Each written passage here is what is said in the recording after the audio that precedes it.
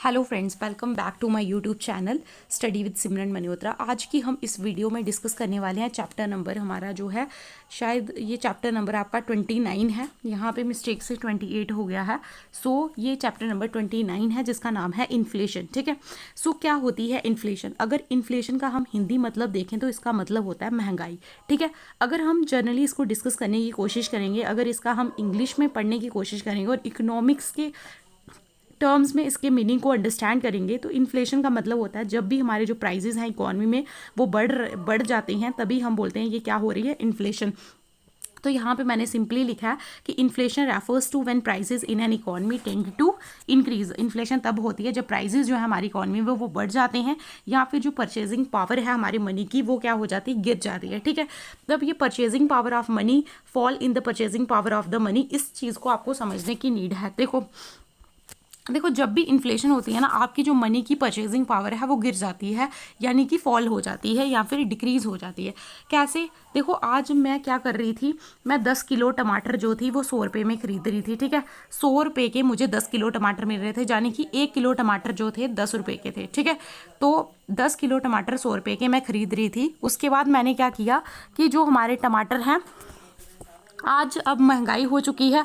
अब जब महंगाई हो चुकी है तो उसके बाद हमने क्या किया है, तो अब मतलब कि कल को अगर महंगाई हो जाएगी तो आपके जो टमाटर का दाम है, मान लो अब टमाटर जो है वो 20 रुपये के 1 किलो मिल रहे हैं। ठीक है। सो 20 रुपये के 1 किलो मिल रहे हैं। इस केस में क्या होगा, आपको 5 किलो टमाटर 100 रुपये के मिलेंगे। ठीक है। सो कितने, आपको 5 किलो जो टमाटर हैं वो आपको 100 रुपये के मिलेंगे। ठीक है। क्योंकि टमाटर का दाम क्या हो गया, 20 रुपये पर केजी हो गया। तो आपको समझ में आया कि आपका जो 100 रुपया है उसके पास पहले कितनी पावर थी कि 100 से आप 10 किलो खरीद रहे थे, लेकिन अब महंगाई होने की वजह से उसी 100 से आप 5 किलो खरीद रहे हैं, यानी कि उस करेंसी की जो वैल्यू है वो डिक्रीज कर चुकी है। आई होप आपको इन्फ्लेशन का मीनिंग समझ में आ गया होगा। अब नेक्स्ट टॉपिक पे बढ़ते हैं आगे। सो नेक्स्ट आता है हमारा टर्म डिफ्लेशन। अब डिफ्लेशन का क्या मतलब होता है, जब आपकी जो इकोनॉमी में गुड्स एंड सर्विसेज का प्राइस डिक्रीज हो जाए, उसी को हम क्या बोलते हैं, उसको हम बोलते हैं डिफ्लेशन। डिफ्लेशन में क्या होता है, आपकी जो परचेजिंग पावर है मनी की वो इंक्रीज हो जाती है, क्योंकि यहाँ पे क्या हो गया, आपकी जो महंगाई है वो डिक्रीज हो गई है। सो इन इंडिया इन्फ्लेशन को हम किससे मेज़र करते हैं, तो जो हमारा कंज्यूमर प्राइस इंडेक्स है उससे हम इन्फ्लेशन को मेज़र करते हैं। अब नेक्स्ट जो है हमारे इंडिया में, जो मैंने आपको बताया कि जो इन्फ्लेशन है उसको हम सीपीआई के थ्रू मेज़र करते हैं। सीपीआई क्या है, हमारा एक कंज्यूमर प्राइस इंडेक्स है, और एक दूसरा इंडेक्स है हमारा, उसको बोलते हैं होलसेल प्राइस इंडेक्स। सबसे पहले हम पढ़ते हैं कि होलसेल प्राइस इंडेक्स क्या होता है। देखो जो हमारा होलसेल प्राइस इंडेक्स है ना, ये सिर्फ और सिर्फ हमारे जो गुड के प्राइजेस हैं उनको मेज़र करता है, ये हमारे सर्विसेज को मेज़र नहीं करता है। वेरी इंपॉर्टेंट पॉइंट आपको ये पता होना चाहिए कि जो होलसेल प्राइस इंडेक्स है वो सिर्फ और सिर्फ गुड्स के प्राइसेस को मेज़र करता है, सर्विसेज के प्राइस को मेज़र नहीं करता है। अगर हम बात करें इस इंडेक्स की, तो इस इंडेक्स को कौन निकालता है, तो इसको निकालता है office of economic advisory, ministry of commerce and industry के द्वारा इस इंडेक्स को रिलीज़ किया जाता है। ठीक है। तो ये हमारा होता है होलसेल प्राइस इंडेक्स। और मैंने क्या बताया कि जो इन्फ्लेशन को हम जिससे मापते हैं वो कौन सा है, वो है हमारा कंज्यूमर प्राइस इंडेक्स। तब सबसे पहले बात आती है कि जो इन्फ्लेशन है उसको कौन मेजर करता है, तो इन्फ्लेशन को हमारी गवर्नमेंट प्लस हमारा जो रिजर्व बैंक ऑफ इंडिया दोनों ही मेजर करते हैं इन्फ्लेशन को। ठीक है। अब नेक्स्ट टॉपिक पे चलते हैं, जल्दी से सीपीआई को पढ़ेंगे कि कंज्यूमर प्राइस इंडेक्स क्या होता है। ठीक है। सो नेक्स्ट हमारा आता है कंज्यूमर प्राइस इंडेक्स। सो क्या है हमारा कंज्यूमर प्राइस इंडेक्स? देखो मैंने सबसे पहले लिखा है कि कंज्यूमर प्राइस इंडेक्स क्या करता है, जो एवरेज चेंज है हमारे कमोडिटीज़ के प्राइसेस को, उसको मेजर करता है। ठीक है। सो यहाँ पे फर्स्ट लाइन में लिखा है measure the average change in the prices of commodities. ठीक है। अब ये जो सीपीआई और डब्ल्यूपीआई के बीच में यही डिफरेंस है कि जो हमारा सीपीआई है वो गुड्स एंड सर्विसेज दोनों के लिए आता है, जबकि हमारा होलसेल प्राइस इंडेक्स डब्ल्यूपीआई जो है सिर्फ और सिर्फ गुड्स के लिए आता है, सर्विसेज के लिए नहीं आता है।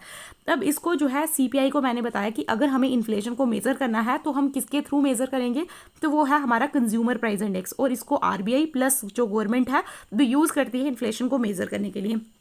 अब जो कंज्यूमर प्राइस इंडेक्स है ना, वो भी हमारा अलग अलग तरीके से आता है। जैसे हमारा consumer price index rural plus consumer price index urban, इसको एनएसओ रिलीज करती है। फिर आता है सीपीआई इंडस्ट्रियल वर्कर के लिए, CPI agricultural labourer and rural labourer, इसको रिलीज करती है हमारी लेबर ब्यूरो। देखो एएल और आरएल मतलब एग्रीकल्चरल लेबरर्स, रूरल लेबरर्स मतलब लेबरर्स आ रहा है तो इसको लेबर ब्यूरो करेगी, और जो रूरल एंड अर्बन वाला है उसको एनएसओ करेगी। ठीक है, तो ये आपको याद रखना है कि कौन कौन सा सीपीआई इंडेक्स कौन कौन रिलीज कर रहा है, वेरी इंपॉर्टेंट है आपके लिए जानना। ठीक है,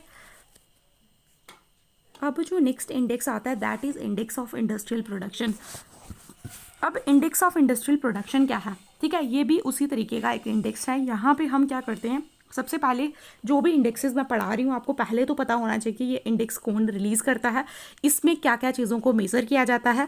ठीक है, तो यहाँ पे सबसे पहले आप जब इंडेक्स ऑफ इंडस्ट्रियल प्रोडक्शन देखोगे, इसको रिलीज़ कौन करता है, तो हमारा जो CSO है वो हर मंथ जो है इसको रिलीज़ करता है, यानी कि जो इंडेक्स ऑफ इंडस्ट्रियल प्रोडक्शन है वो हर महीने आता है। इंडस्ट्रियल प्रोडक्शन मतलब इंडस्ट्रीज़ में क्या प्रोडक्शन हो रहा है, जो इंडस्ट्रीज़ का इंडेक्स है वो लेके आया जाता है कि इंडस्ट्रियल प्रोडक्शन में कैसी कैसी चीज़ें हो रही हैं, वो सारी चीज़ें यहाँ पे देखी जाती हैं। यानी कि यहाँ पे हम बेसिकली मैं बोलूँ तो जो ग्रोथ रेट है, इंडस्ट्रीज़ किस तरीके से ग्रो कर रही हैं उसको मेज़र करने के लिए ये इंडेक्स लाया जाता है। और इसमें हम मेज़र करते हैं हमारी 8 कोर इंडस्ट्रीज़ को। और 8 कोर इंडस्ट्रीज़ कौन कौन सी है, जैसे refinery products, electricity production, steel production, coal production, crude oil. ठीक है, इस तरीके से आपको ये याद रखना है। ठीक है, क्योंकि जो इंडेक्स ऑफ इंडस्ट्रियल प्रोडक्शन है इसमें जो टोटल इंडस्ट्रीज़ है उनका टोटल जो इकॉनमी में 40% के आसपास का वेटेज है, तो ये बहुत इंपॉर्टेंट इंडस्ट्रीज़ हैं। ठीक है, आई होप आपको समझ में आया है इंडेक्स ऑफ इंडस्ट्रियल प्रोडक्शन। ठीक है, उसके बाद नेक्स्ट चलते हैं हम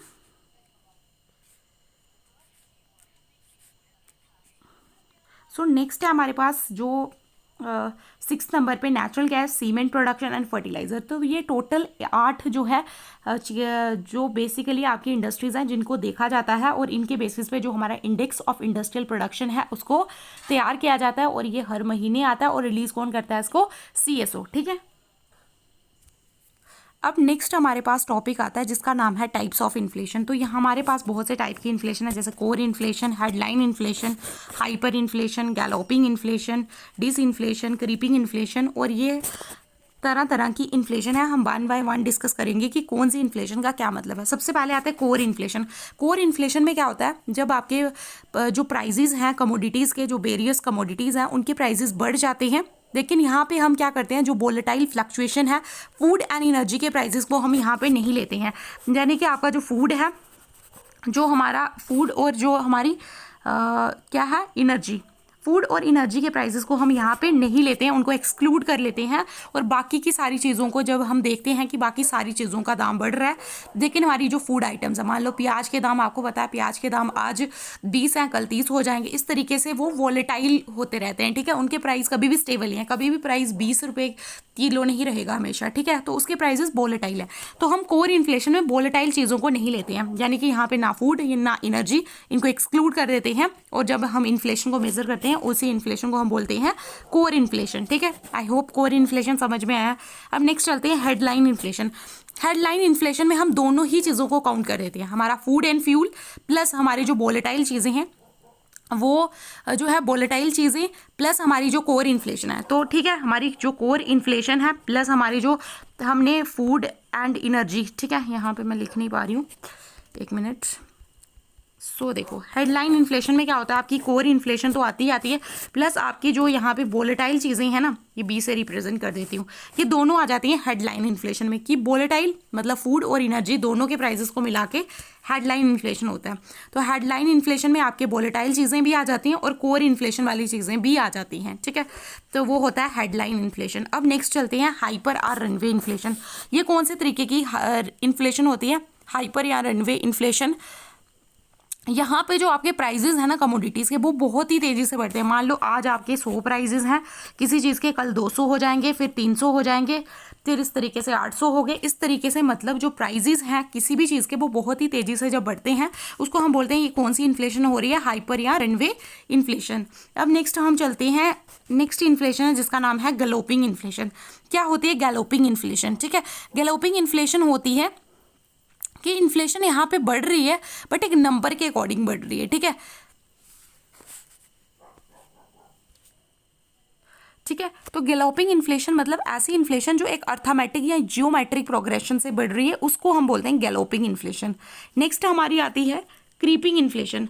क्रीपिंग इन्फ्लेशन क्या होती है कि हमारा जो दाम है वो बढ़ तो रहा है लेकिन वो धीरे धीरे बढ़ रहा है। मान लो आज किसी चीज़ का प्राइस 10 रुपये है, कल 20 रुपये है, कल 20 रुपये हो गया, परसों 25 हो गया, मतलब बढ़ रहा तो प्राइस है। यहाँ पे हमें दिख रहा है कि इन्फ्लेशन हो रही है, बट जो इन्फ्लेशन हो रही है वो बहुत ही धीरे धीरे हो रही है, और ऐसी इन्फ्लेशन हमारी इकॉनमीज के लिए बहुत अच्छी होती है। ठीक है, इन्फ्लेशन ज़्यादा हो जाए वो भी बुरी बात है, इन्फ्लेशन बिल्कुल ना हो वो भी बुरी बात है, मतलब एक माइल्ड यानी कि क्रीपिंग इन्फ्लेशन अच्छा है, हमारी इकॉनमी के लिए बहुत ज़्यादा अच्छा है कि किसी चीज़ के प्राइसेस बढ़ रहे हैं बट इतनी तेज़ी से नहीं। तो आपने देखा ना हाइपर और रनवे इन्फ्लेशन में किस तरीके से प्राइसेस बढ़ रहे हैं, वैसे यहाँ पे नहीं होता है। ठीक है, क्रीपिंग इन्फ्लेशन में माइल्ड इंक्रीज होता है आपके जो प्राइजेस हैं उनका। ठीक है, नेक्स्ट चलते हैं हम। नेक्स्ट आपकी इन्फ्लेशन आती है डिसइन्फ्लेशन। डिसइन्फ्लेशन का हमने पढ़ा डिफ्लेशन। ठीक है, डिफ्लेशन का सिंपली मतलब था कि जो प्राइजेस हैं वो क्या हो रही हैं, डिक्रीज हो रही हैं। ठीक है, इन्फ्लेशन जो है वो बिल्कुल कम हो गई है।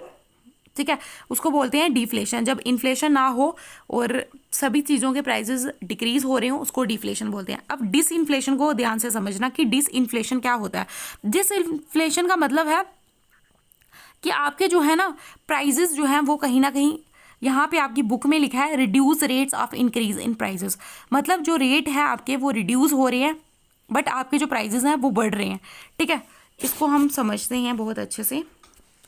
देखो अब डिसइन्फ्लेशन में क्या है, यहाँ पे इन्फ्लेशन तो हो रही है पर किस तरीके से हो रही है। देखो मान लो किसी चीज़ का प्राइस था 100 रुपया, फिर उसका प्राइस हो गया 150 रुपया, फिर उस चीज़ का प्राइस हो गया हमारा 160 रुपया। ठीक है, फिर उस चीज़ का प्राइस हो गया 120 रुपया। ठीक है, अब यहाँ पे आप देख रहे हो यहाँ से इन्फ्लेशन बढ़ी, यस इन्फ्लेशन बढ़ी, यहाँ से इन्फ्लेशन बढ़ी पर इतनी तेज़ी से नहीं बढ़ी। ठीक है, यहाँ पे 100 थी, यहाँ पे 150, सीधा 50 का इंक्रीमेंट हुआ, लेकिन यहाँ पे 10 का ही देखने को मिल रहा है। और फिर यहाँ से अगर हम यहाँ देखें तो ये क्या हो गया, यहाँ पे 160 था, ये कम हो गई। तो इस तरीके की जब भी इन्फ्लेशन होती है, ठीक है, पहले किसी चीज़ का दाम बढ़ रहा है, तेज़ी से बढ़ा, फिर थोड़ा कम, फिर उससे भी कम, फिर सबसे कम। ठीक है, उस चीज़ को ही हम क्या बोलते हैं, डिसइन्फ्लेशन। ठीक है, क्या होती है वो, डिसइन्फ्लेशन। आई होप आपको डिसइन्फ्लेशन का मीनिंग भी समझ में आया होगा। ठीक है, अब नेक्स्ट देखते हैं। अब नेक्स्ट जो इम्पॉर्टेंट टर्म्स हैं आपकी, that is demand pull inflation क्या होती है, एंड दूसरा है कॉस्ट पुश इन्फ्लेशन क्या होती है, एंड लास्ट वाला टर्म है दैट इज स्टैगफ्लेशन क्या होती है। अब इन तीनों टर्म्स को समझेंगे। देखो डिमांड पुल इन्फ्लेशन क्या होती है, जब किसी चीज़ की डिमांड बहुत ज़्यादा बढ़ जाती है। ठीक है, जब किसी चीज़ की डिमांड बहुत ज़्यादा बढ़ जाती है, अगर उसकी सप्लाई कम है, देखो आपको ये रूल तो इकॉनमी में पता ही है, अगर किसी चीज़ की डिमांड बहुत ज़्यादा बढ़ गई है लेकिन उसकी सप्लाई कम है तो ऑटोमेटिकली क्या होगा, इन्फ्लेशन होगी। ठीक है, अब लेने वाले बंदे 100 हैं लेकिन वो है तो 5, ठीक है, वो आइटम है तो 5 ही आइटम है सिर्फ। ठीक है, और लेने वाले बंदे कितने हैं, 100 हैं। तो इस केस में हमें जो ये आइटम है सिर्फ 5 ही हैं तो इनका प्राइस हम बढ़ा देंगे। अब जो लोग इस चीज़ का प्राइस दे पाएंगे वही इस गुड को खरीद पाएंगे। ठीक है, तो यानी कि डिमांड पुल इन्फ्लेशन क्या होता है, जब इन्फ्लेशन एग्रीगेट डिमांड जो है वो इंक्रीज हो जाती है उसकी सप्लाई से, इतनी सप्लाई नहीं है लेकिन डिमांड ज़्यादा हो गई तो that is demand pull inflation. Cost push inflation क्या होता है, जब हमारी जो कॉस्ट ऑफ प्रोडक्शन है, यहाँ पे पॉपुलेशन लिख दी है, गलत है, यहाँ पे प्रोडक्शन आना है। ठीक है, सो ये पीपीटी में मिस्टेक हो गई है थोड़ी सी, इसको आप करेक्ट कर लीजिए।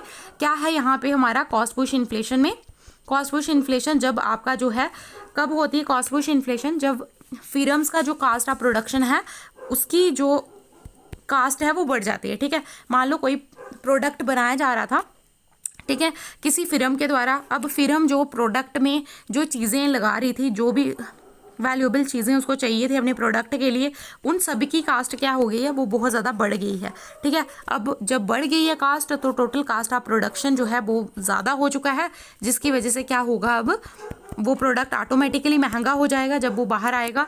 ठीक है, उस पर टैक्सेस भी लगेंगे तो तब क्या हो जाएगी, ये कास्ट पुश इन्फ्लेशन कहलाएगी। ठीक है, इसको पॉपुलेशन को करेक्ट कर लेना, यहाँ पे प्रोडक्शन है। अब आते हैं नेक्स्ट स्टैगफ्लेशन पे। स्टैगफ्लेशन क्या होता है, देखो स्टैगफ्लेशन होता है जब हमारी इकोनॉमिक ग्रोथ हो एक तरीके से डिक्रीज हो जाए, इन्फ्लेशन बहुत ज़्यादा बढ़ जाए और साथ साथ में अनएम्प्लॉयमेंट भी जो है वो भी इंक्रीज हो जाए। ठीक है, इस सिचुएशन को हम क्या बोलते हैं, स्टैगफ्लेशन। स्टैग में और फ्लेशन में देखो, स्टैग का मतलब है कोई चीज़ रुक जाना, स्टैगनेंट। ठीक है, फ्लेशन का मतलब है इन्फ्लेशन हो जाना, ठीक है। तो स्टैगफ्लेशन का मतलब एक तो आपकी इन्फ्लेशन बहुत ज़्यादा बढ़ चुकी है, दूसरा अनएम्प्लॉयमेंट बहुत ज़्यादा बढ़ चुका है, और तीसरा जो इकोनॉमिक ग्रोथ है वो बहुत ज़्यादा डिक्रीज़ हो चुकी है, ठीक है। और ये पीरियड है हमारा कोविड-19 का। जब कोविड-19 आया था ना, उस टाइम पे यही सेम सिचुएशन थी, लोगों की जो जॉब्स थी वो छूट चुकी थी, अनएम्प्लॉयमेंट बहुत बढ़ चुका था, हर एक चीज़ के दाम तब हम देखते थे तो बहुत ज़्यादा हो चुके थे, हर एक चीज़ के दाम, ठीक है, ये भी आपको पता है, हर एक चीज़ के दाम इंक्रीज़ हो चुके थे, और जो इकोनॉमिक ग्रोथ है वो भी हमारी डिक्रीज़ हो चुकी थी। उस टाइम पे हम कुछ भी इकोनॉमी ग्रो नहीं कर पा रहे थे, उसी चीज़ को हमने क्या बोला था, स्टैगफ्लेशन बोला था। सो ये था पूरा चैप्टर। जो भी इंपॉर्टेंट टर्म्स मुझे लगे हैं इस चैप्टर में से मैंने सभी को उठा लिया है, एंड उनके जो नोट्स हैं वो मैंने बना लिए हैं, ठीक है। आई होप आपको मेरा ये वीडियो पसंद आया होगा। अगर पसंद आया तो please like share and subscribe to my YouTube channel. Meet you in the next video, till then bye bye. I hope आपको मेरा ये वीडियो पसंद आया होगा। अगर आया है तो please like share and subscribe. Meet you in the next video, till then bye bye.